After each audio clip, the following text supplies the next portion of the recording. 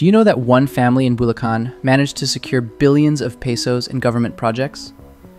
Meet Mayor Rene Maglanque, the patriarch of the Maglanque family and owner of Global Crete Builders.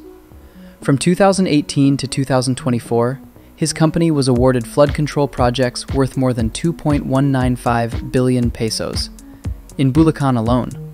But the story doesn't end there. Former DPWH Undersecretary Roberto Bernardo suddenly took early retirement after being linked to the same flood control controversy. And even DPWH Secretary Manuel Bonoan eventually resigned from his post. Now here's the twist. The children of Maglanque, Bernardo, and Bonoan are all connected, as owners of MBB Global Properties Corporation. And through this company, they developed the Wyndham Garden Hotel in Clark, Pampanga, a project worth nearly 1 billion pesos. A family, a network of power, and projects worth billions. The question is, where does politics end and business begin?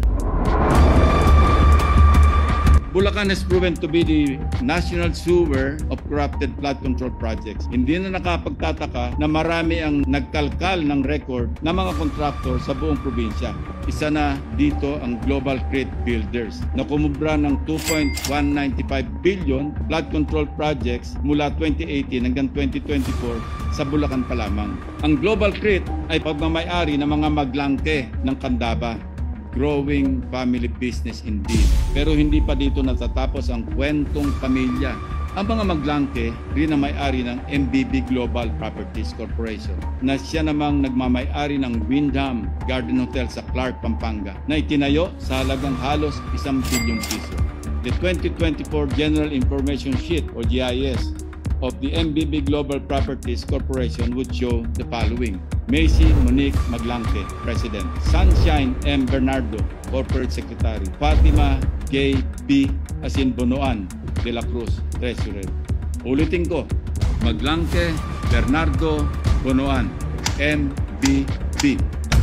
Coincidentally, these are known surnames of today's flood control saga.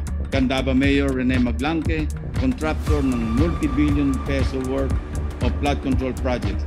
DPWH Undersecretary Roberto Bernardo na kamakailan lamang ay nag-early retirement matapos masangkot sa maanumalyang flood control. At siyempre pa, dating DPWH Secretary Manuel Bonoan. Kayo na po ang mag-connect ng dots. Maglanque, Bernardo, Bonoan, MBB sa President.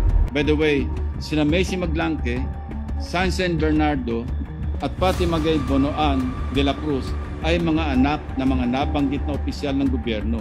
Kaya naman pala ang palaging depensa ni dating DPWH Secretary Bonoan. It seems to me that it is an isolated case. Isolated case lang daw ang nakita ni Pangulong Bongbong Marcos sa Ghost Project sa Bulacan. Ayaw na siguro ni Bonoan na maungkat pa sa investigasyon ang Global Crete.